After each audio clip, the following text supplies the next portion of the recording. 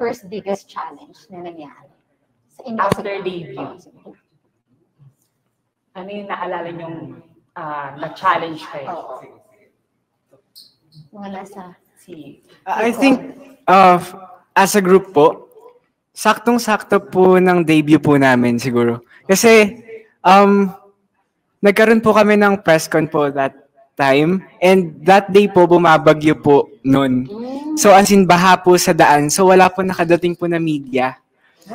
Pero, bilang lang din po. Opo, kasi, syempre, mas unahin po yung safety. So, parang doon pa lang po na naisip po namin, hala, sinusubukan na tayo agad ni Lord, yun. Pero sabi naman po ng mga Korean bosses po namin na parang meron po silang kasabihan or paniniwala po sa Korea na kapag may dumating po na dilubyo sa isang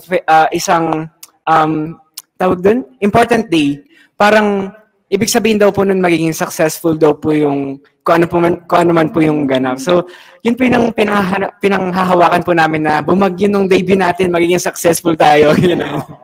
Parang kahit inulan or binagyo ng time, blessing pa rin. Yes po.